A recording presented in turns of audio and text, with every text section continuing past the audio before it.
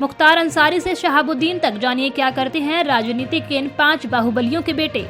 राजनीति और बाहुबली का संबंध काफी पुराना रहा है। भारतीय राजनीति ने ऐसे कई उदाहरण देखे हैं जब बाहुबलियों का सवारी संसद और विधानसभाओं तक पहुंची है। अपने क्षेत्र में इन बाहुबलियों के दबदबे को देखते हुए राजनीतिक पार्टियां उन पर दाव खेलती रही है।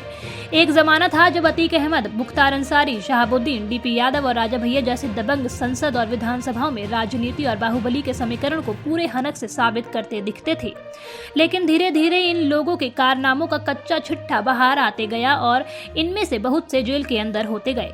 कुछ जो जेल के बाहर हैं उन पर भी अब राजनीतिक कृपा थोड़ी कम हो गई है। आइए डालते हैं इन बाहुबलियों के बेटे पर एक नजर और जानते हैं कि ये लोग क्या कर रहे हैं। जेल में बंद चल रहे बाहुबली मुख्तार अंसारी का बड़ा बेटा अब्बास अंसारी नेशनल लेवल का शूटर है। अब्बास ने तमाम अंतर्राष्ट्रीय शूटिंग प्रतियोगिताओं में गोल्ड मेडल जीता है। अब्बास यूपी के घोसी से विधानसभा का चुनाव भी लड़ चुके हैं। अब्बास इन दिनों चर्चा में है। यूपी एसटीएफ ने उसके दिल्ली के वसंत कुंज स्थित फ्लैट से तमाम अवैध हथियार बरामद किए हैं। अतीक अहमद फूलपुर से सांसद रह चुके हैं। अतीक का नाम बाहुबलियों में शुमार है। अतीक अहमद का बेटा उमर अहमद पिता की राजनीतिक विरासत संभालने के साथ रियल एस्टेट का कारोबार भी करता है। बिहार के सिवान से सांसद रह चुके बाहुबली शहाबुद्दीन के बेटे का नाम ओसामा साहब है। ओसामा अपने पिता की राजनीतिक विरासत को देख रहा है।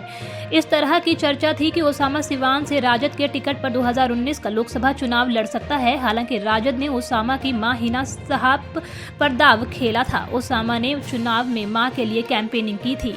यूपी के बाहुबली सांसद रह चुके डीपी यादव के बेटे का नाम विकास यादव है। विकास यादव इन दिनों तिहाड़ जेल में बंद है। विकास अपनी बहन के प्रेमी नीतीश कटारा की हत्या का दोषी है।